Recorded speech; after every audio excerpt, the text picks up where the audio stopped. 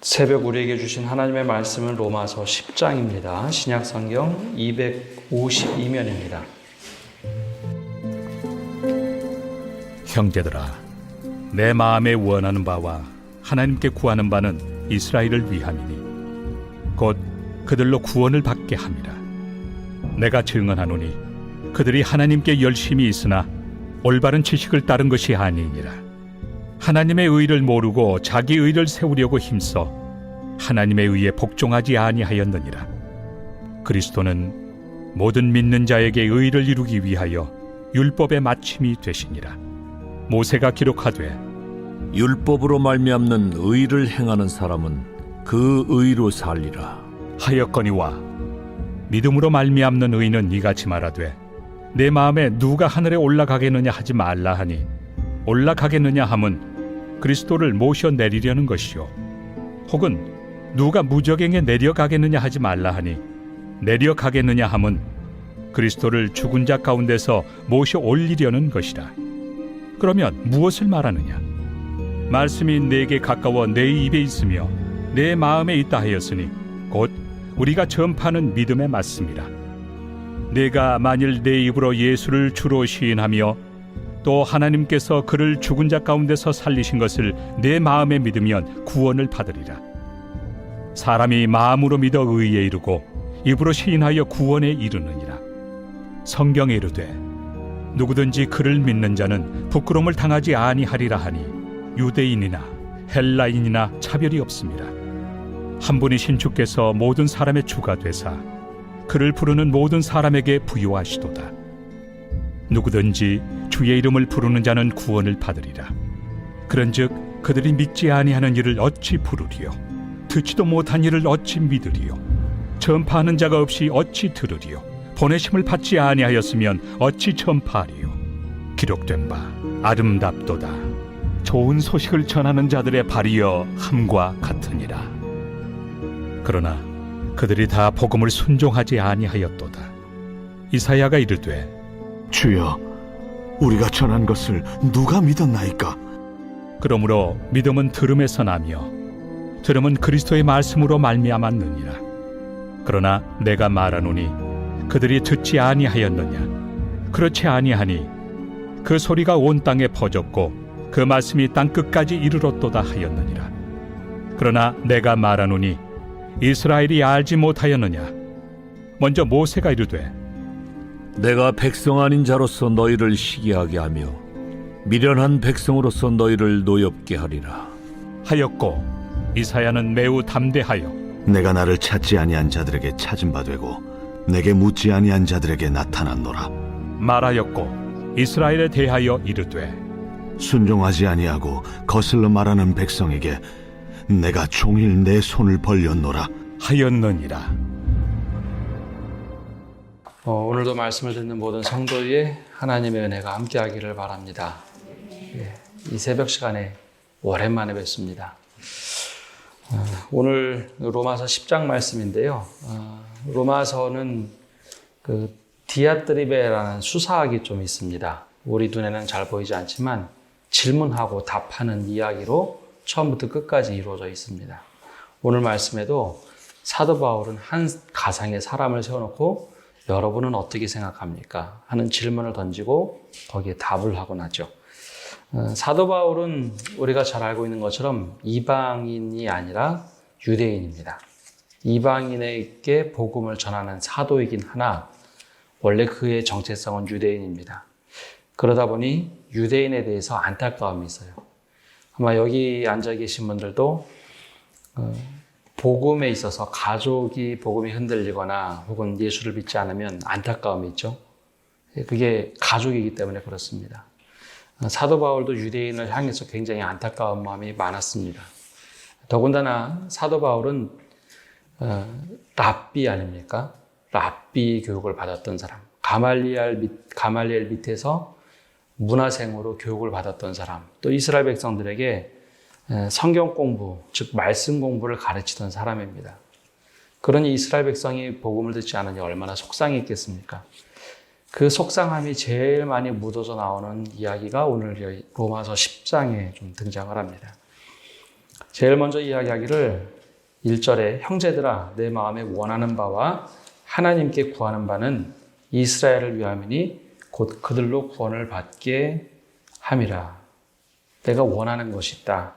그리고 하나님께 구하는 바가 있는데 이스라엘의 구원을 받는 것, 이것이 내가 원하는 바고 뜻하는 바다라는 이야기를 먼저 합니다. 그러면서 하는 이야기가 내가 여러분들을 위해서 증언할 수 있습니다. 여러분들이 열심히 얼마나 대단했는지, 자기가 얼마나 대단했는지 내가 다 알고 있습니다. 라는 이야기를 하죠. 실제로 이스라엘 백성들은 열심이 많았습니다. 자기의 의를 세우는 힘이 많았습니다. 문제는 그것이 하나님의 뜻과 다르다는 것의 문제죠. 이것은 우리에게 아주 중요한 것을 가르쳐 주는데요. 열심히 있는 것 대단히 중요한 겁니다. 근데 방향이 잘못되면 그 열심이 독이 될 수 있다는 거죠. 그래서 그들이 하나님께 열심히 있으나 올바른 지식을 따르지 아니하는 것이다. 방향이 잘못됐다는 겁니다. 의를 세워서 자기 의를 열심히 세우는 것은 좋은데 그 하나님의 의에 복종하지 아니하는 방향이 잘못됐다라고 이야기를 합니다. 그래서 사도 바울은 그리스도는 모든 믿는 자에게 의를 이루기 위하여 율법의 마침이 됨이니라 라고 얘기한 것은 여러분들이 자기의 의를 세우려고 노력한 것, 열심히 낸 것은 좋으나 그것이 올바른 방향이 아니라 여러분들이 말하는 그 율법의 마침, 완성은 예수님께 있으니 예수님을 향하여 의를 받는 것이 중요하다라고 얘기합니다. 이것은 우리에게 아주 중요한 시사점인데요. 믿음에서 제일 중요한 건 방향입니다. 속도가 아니라. 천천히 믿어도 상관이 없습니다. 그래도 하나님께서 우리를 통하여 구원에 이르도록 하십니다. 방향이 잘못되면 이단의 모습처럼 열심은 내고 아주 최선을 다하지만 방향이 잘못되면 그 목적지가 하나님이 아니라 사람이 될 수도 있고요. 내 의가 될 수 있다는 것을 제일 먼저 이야기합니다.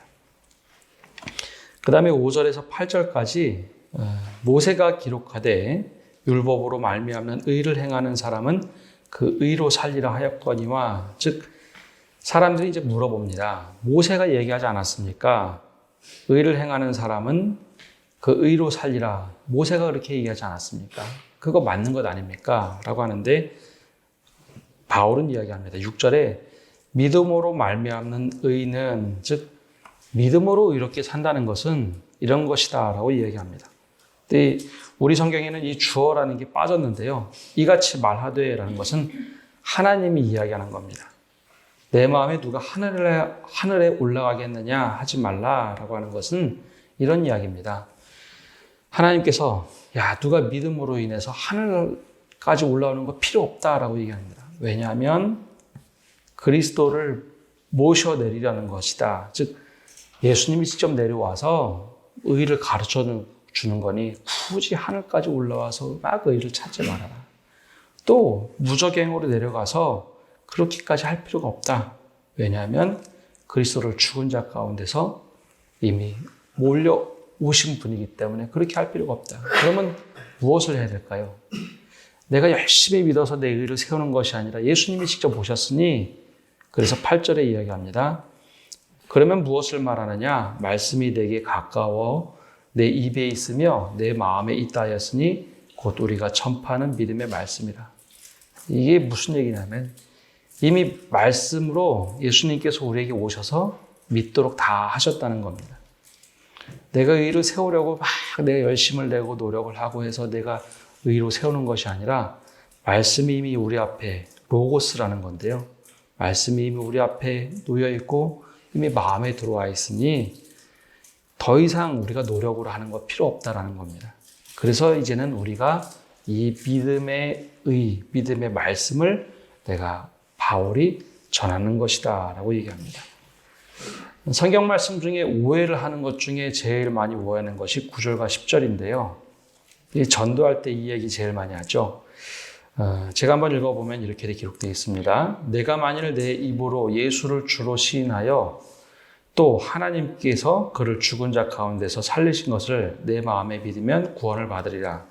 사람이 마음으로 믿어 의에 이르고 입으로 시인하여 구원에 이르느니라.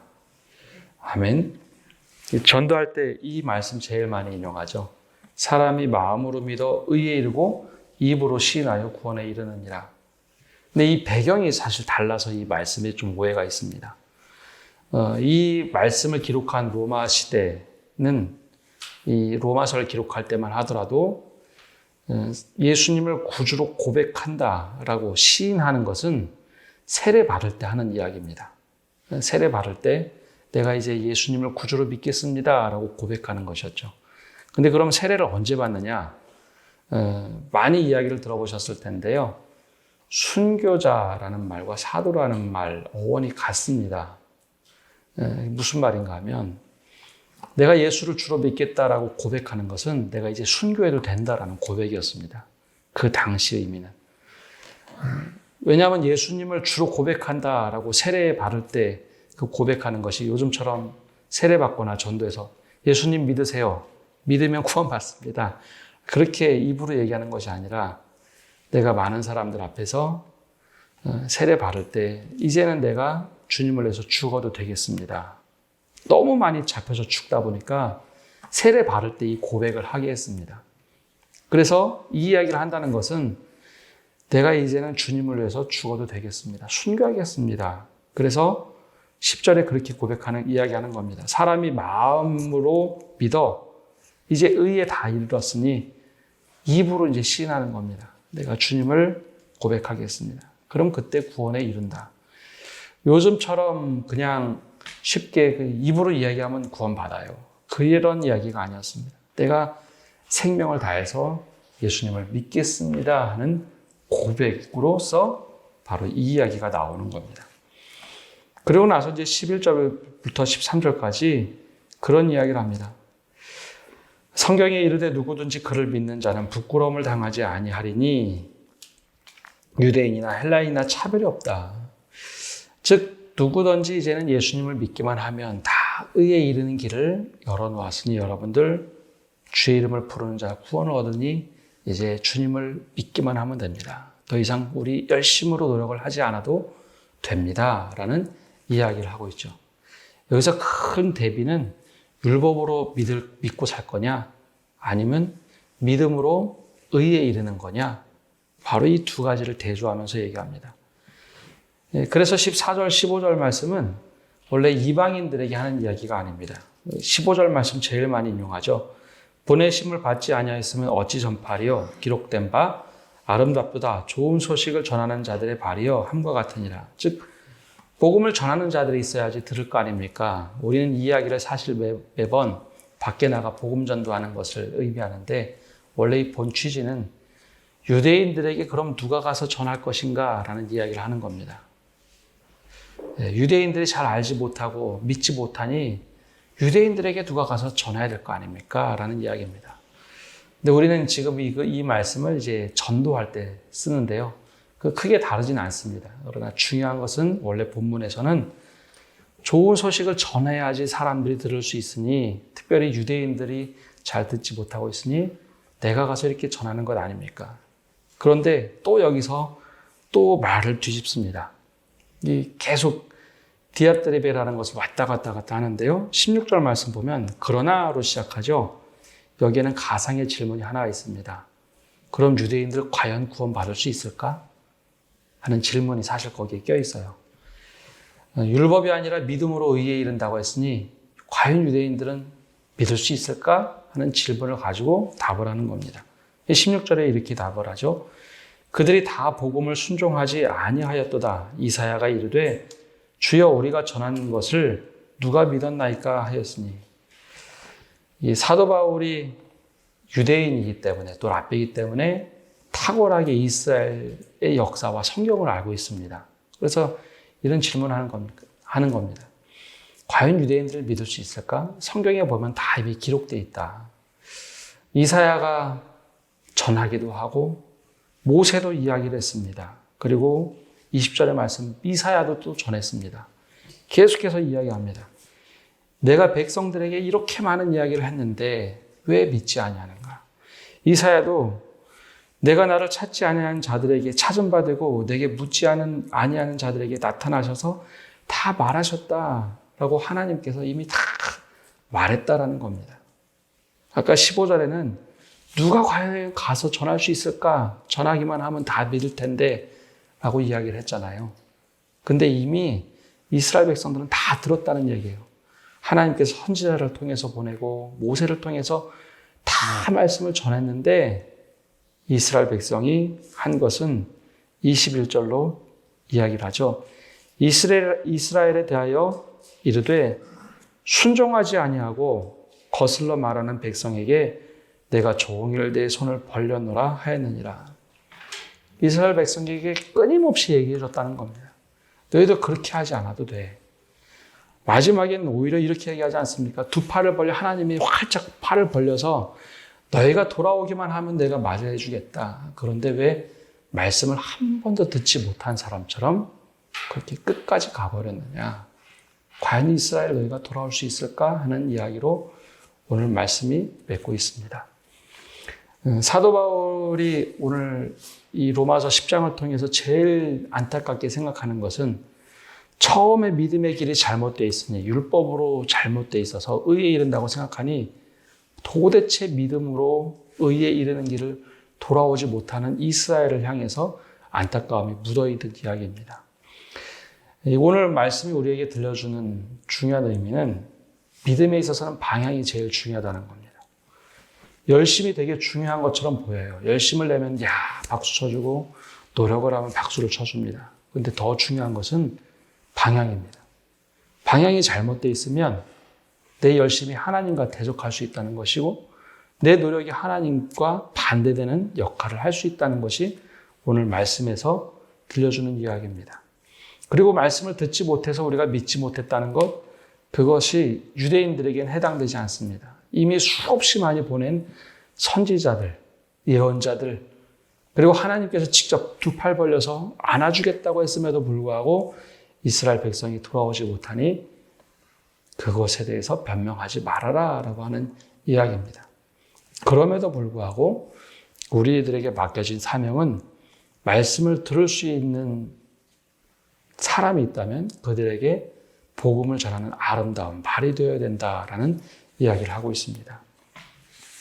오늘 혹시 우리에게 이 말씀의 의미가 무엇인지 한번 적용해 보시길 바라고 더 나아가서 우리에게 들려주시는 음성 가운데 내가 복음을 전해서 사람이 들어야 될 사람이 있다면 내가 아름다운 말이 돼서 복음을 전하는 성도 여러분 되시기를 간절히 바랍니다.